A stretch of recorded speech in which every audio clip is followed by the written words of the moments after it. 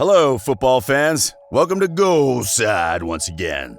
They are the underrated heroes. Every one of their mistakes goes under the spotlight, and every one of their heroics are easily deleted by some other team superstar who scores a bunch of goals. They are the unsung heroes. They are the Goalkeepers. Marc-Andre Verstegen, Jan Oblak, Alison Becker, Ederson, everyone has their pick on the best in the world. There were a number of greats before these names, too. Gigi Buffon, who's still going strong. Fabien Barthez were all the faces of the previous generation, but there was just one who rose above everyone else. His name was Lev Yashin. Born in the Soviet Union, Lev Yashin learned hard work since his earliest days. At just 12 years of age, he started working in a factory in order to support his country's war efforts in defending against the Germans. Little did he know, but defending would mark him for the rest of his life. Luckily, he wasn't defending on the front lines, but on the football pitch, where his talent was obvious from his youth. Dynamo Moscow scouts spotted Lev goalkeeping for his factory club. This prompted them to bring in the young kid to their club.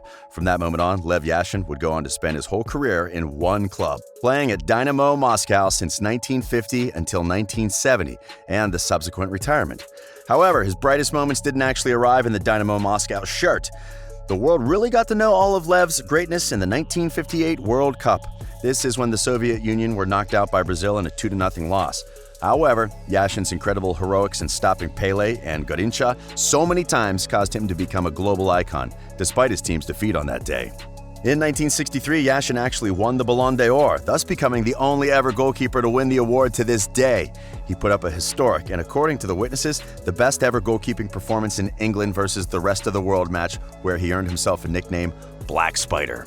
The nickname originated from his full black uniform which he wore in every match, and the Spider pointed out to his incredible saves, making him look like he had 8 arms instead of just 2. Before winning the Ballon d'Or, Lev Yashin came as a runner-up on 2 consecutive occasions, displaying the longevity at the highest level so rare for a goalkeeper nowadays. The display of Lev Yashin's incredible greatness arrived when he decided to retire in 1970. A testimony match was organized at the Lenin Stadium, and no less than 100,000 people attended the crowds. The players on the pitch who arrived to honor Yashin weren't too shabby either. All of Pele, Eusebio, and Franz Beckenbauer showed up to give one final show of respect for their rival over the years. Yashin made his trip to 4 different World Cups from 1958 to 1970, although he was traveling as a third-choice goalkeeper and an assistant coach in 1970, given that he was 40 years old at the time, having just retired from club football. In his playing days, Lev Yashin was breaking records left, right, and center. He saved a whopping number of 151 penalties throughout his career, by far the most in footballing history. This was summed up in Yashin's quote where he said, "The joy of seeing Yuri Gagarin flying in space is only superseded by the joy of a good penalty save." However, he wasn't just a great shot stopper. Lev Yashin had a reputation for revolutionizing his position because he often initiated quick counterattacks with his throw-ins and long kicks early in the attack. FIFA created a Lev Yashin Award for the best goalkeeper of the World Cup, and they handed it out in every World Cup since 1994. 4 years after Yashin's death. Not only that, but France football just this year introduced a new Lev Yashin Award given to the best goalkeeper of the previous year. Alison Becker is the inaugural winner of the award. Yashin broke all sorts of records back in his playing days. He appeared in 812 matches throughout his career, completely redefining the meaning of a good goalkeeper. And here's a shocking stat about him. Yashin conceded only 70 goals in 72 appearances for his national team, less than a goal per match. He won the Soviet First Division with Dynamo Moscow on 5 different occasions, as well as conquering the Olympics, as well as the European Championship with the Soviet Union. It was also notable that Yashin never really paid out his talent in full. He was severely underpaid while playing for Dynamo compared to the other players at the time who earned their money all over Europe. Yashin even recalled on an occasion when he went to dinner with Ferenc Puskás, Real Madrid star at the time, where he was stunned by the amount of money that the Hungarian had.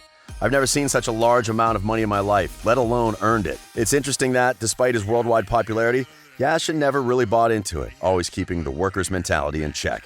Just like his wife once said, he never asked for any bonuses from the bosses. He was very shy, always hesitating. Am I supposed to have this? What if not? His lifestyle always resembled the one of an average Soviet, never shying away from what he is. Lev Yashin never stopped smoking, and nobody minded because his performances were always the best they could be, despite the bad habit. With his stylish hat, which he was wearing at all times in football matches, Lev Yashin proudly represented his country and the club throughout all those years and always remained the man he was when he started out. An icon and a legend who officially died in 1990, but will live in our memories as long as the lonely warriors are protecting their teams between the posts.